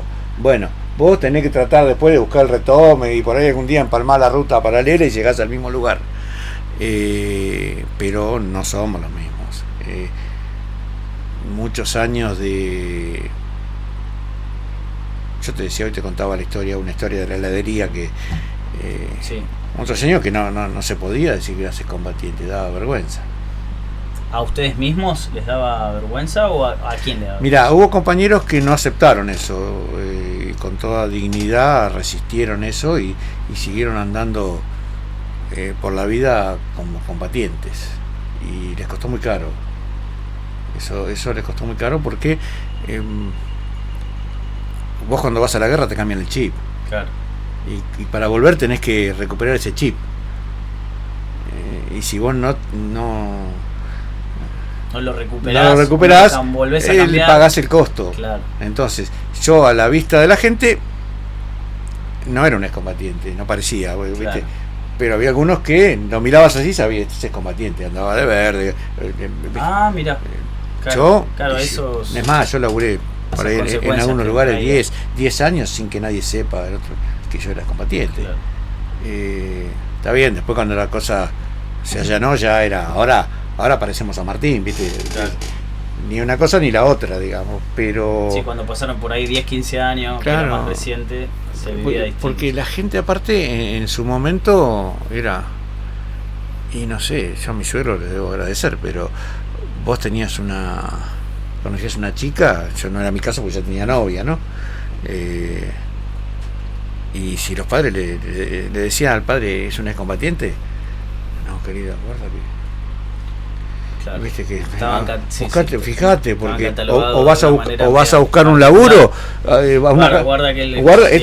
una carnicería, no, a veces te agarra el cuchillo y me descuartiza la gente. Entonces, tenían esa postura. Sí, es un caso, no es uno, son dos, son tres. Entonces, sí, mejor ni lo digo. ¿Conoces algún caso que ha vuelto con problemas psicológicos? Y hay casos de suicidios. Hay casos de suicidios, sí. Muchos. ¿Conoces? Sí. Tenemos el caso emblemático es Jorge Mártir, un compañero que ya estaba casado, tiene hijos, tenemos contacto, porque para nosotros los muertos de posguerra a consecuencia de Malvinas están en el mismo nivel que los que murieron allá, claro. Digamos. No medimos la muerte en base a que si fue porque pisó una mina buscando comida o porque se suicidó porque no bancó la mochila, no la pudo bancar, era tan grande que no la podía llevar, o porque se enfrentó a los tiros con un inglés. La guerra tiene de todas esas cosas y todos los que murieron ahí no tendrían que haber estado vivos. Entonces, categorizar a los muertos de acuerdo a cómo murió, no sé, me parece que no es difícil. No. Y esta persona se suicidó, ¿no? Jorge estaba terminando su carrera de arquitectura y no por esto digo, no, pero justamente tenía un estado depresivo muy grande, había estado internado, y cuando va a dar el último examen le va mal y fue como una gota que rebalsó un vaso. Fue a un bar que se llamaba Vía Láctea, que estaba en 8:47, pidió la llave del baño y se pegó un tiro ahí. Y nunca fue reconocido, y nosotros logramos hacerle un monumento en el paseo, en el Jardín de la Paz, en el bosque. Le hicimos un monolito que lo hicimos nosotros con la palita, con el cemento, le pusimos la placa. Nos gusta hacer las cosas para que nadie le ponga ningún sello político, nada, ¿no? Sí, En los nombres y en los rostros de nuestros compañeros solamente la bandera, ni el logo nuestro, es ellos con la celeste y blanca. Y le hicimos ahí porque cuando él estaba mal, según nos dijo su familia,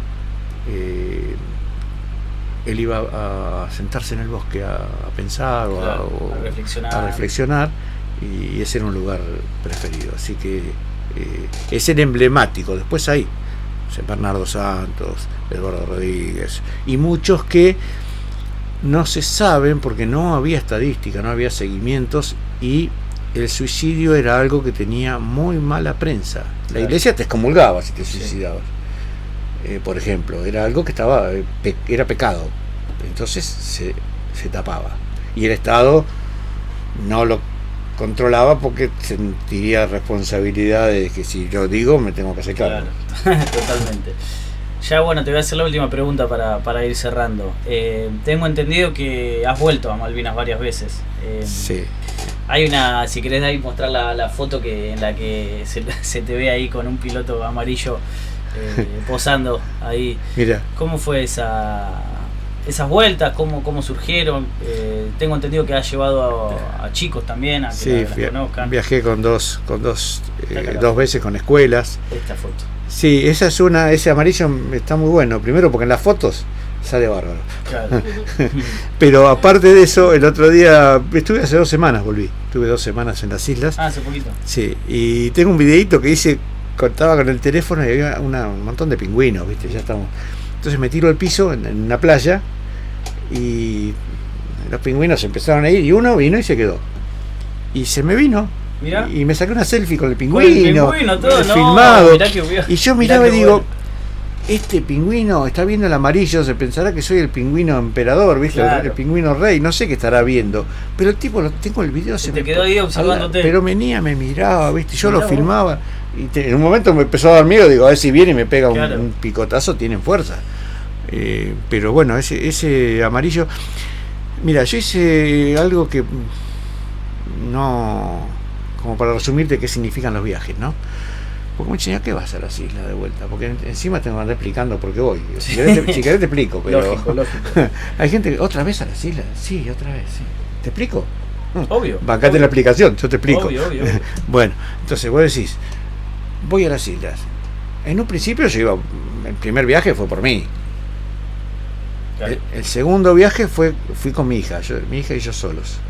Porque ella quería venir, pero le dije, no, para que primero vaya yo, claro.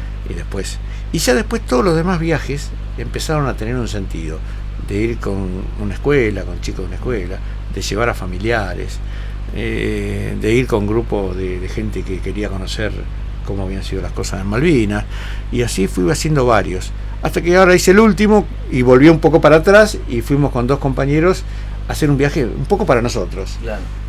Y todo esto lo pude expresar en una muestra fotográfica. No, me da un poco de pudor. Soy un aficionado a la fotografía, sí, habiendo hecho alguna capacitación así en la pandemia. Uh-huh. Y hice una muestra de fotos que se llamó Reconciliación, que un poco explican el porqué de los viajes. Y esa reconciliación es mía, no con los ingleses. Yo a esta altura con los ingleses hay discusiones que las tienen que dar los gobiernos y resolver el problema. Yo en persona con ellos no tengo que reconciliarme porque no tengo problema. No es que yo veo un inglés y me sale, ojo, hay compañeros que ven un inglés y ven el diablo. Obvio. Va en cada uno como lo pueda procesar. Pero esta muestra de reconciliación es reconciliación mía con las islas. Yo le tenía mucha bronca a las islas. Claro. Para mí era un territorio. Al principio, hoy qué linda estas islas. En las últimas cartas, con el perdón de la expresión, con el perdón de la expresión, digo, estas islas de mierda. Claro. ¿Por qué? Porque se habían llevado la vida de mucha gente, tenía un montón de dolor. Un lugar en el que te generaba rechazo. Pero después de un tiempo muy largo, empecé a entender. Las islas no tienen la culpa. No. La culpa es de los seres humanos que hacemos las cosas de arriba. Y digo, las islas fueron el territorio. Estaban ahí, era el escenario. Claro, el escenario geográfico. Por sí solas no hicieron nada. Y las empecé a querer. y empecé a hacer la muestra de fotos que arrancan en blanco y negro, en monocromo, con lo que fue esa imagen que yo tenía de las islas. Y yo ahora voy a las islas y la veo así, en colores. Y la exposición, linda, sí. La muestra termina con un arco iris. Una vez que yo pude ver el arco iris. Claro, que es el reflejo de lo que hoy sí, quizás te... Yo no me acuerdo de un arco iris en la guerra, porque no veía en colores. Se veía, claro. Yo no lo veía. O sea, y hoy voy y puedo ver un arco iris, puedo ver un pájaro de colores. No claro. Me acuerdo de un pájaro de colores, Claro. estaba lleno. Sí, por era eso, tanta la hostilidad que te nublaba los recuerdos al apreciar tristes, esas cosas. los recuerdos tristes no tienen color. Claro, es verdad. Pensá en algo triste. Sí, no, totalmente. Es raro. Gris, negro. Sí. Bueno, poder ir de amarillo me encantó. Me encantó, Para resaltar. me para encantó resaltar. porque lo pude hacer, por eso me atrevo a hacerlo, porque lo pude hacer junto a muchas familias de mis compañeros. Y ellos Eso está buenísimo. me ayudaron a mí a reconciliarme y a la vez yo los ayudé a ellos, porque empezaron también a querer esas tierras que les dieron tanto dolor, pero que están regadas con lo más valioso, que es la sangre de estos muchachos. Entonces, ¿cómo yo voy a despreciar un lugar que ellos están cuidando y por el que dieron la vida? Es muy egoísta, es pensar en mí nada más. No, totalmente. Así que, por último, hoy, 2 de abril, hablo como 2 de abril en este día, que cada uno vuelque un pensamiento, un minuto. La vida nos lleva por la vorágine permanente, pero hoy, un ratito, un pensamiento a aquellos que no estaban, que recuerden un nombre, que pasen por una plaza y dejen una flor, que no admitan que se manchen sus nombres con cuestiones chiquitas, partidarias, políticas, que es importante la política, pero donde corresponde, que permitan que afloren sus personas, sus historias de vida. Hoy te decía, hay algunos de ellos que tiene bisnietos, hay un chiquito así, bisnieto de Carlitos Horno. O sea, bueno, que aparezcan esas mamás que ya no están. ¿Quién las escuchó hablar alguna vez? Esto que te contaba hoy de algunas de ellas, los pensamientos. Nadie, esos padres abandonados por todos, por nosotros, incluso en los primeros años que tuvimos tantas urgencias que pensábamos en nosotros y no nos dimos cuenta que teníamos estas familias solas. Bueno, una tarde por ahí comprendimos que teníamos que estar juntos y hoy no queremos perder un minuto de esa unión. de esa unión, sí. Tony, muchísimas gracias por venir. No, gracias. La pasé muy bien. Gracias a ustedes y yo también. Fue un placer. Te esperamos la próxima vez cuando quieras venir. Dale. Las puertas abiertas. Hay tema para hablar 3 horas más. Malvinas es un disparador, digamos. Totalmente. Bueno, le agradecemos a la gente que estuvo. Gracias a todos. Viendo el streaming y bueno, terminamos hoy. Espero que les haya gustado, espero que les haya servido como reflexión, como dijimos, y les mando un gran abrazo. Nos vemos pronto. Tras su manto de neblinas, no las hemos de olvidar.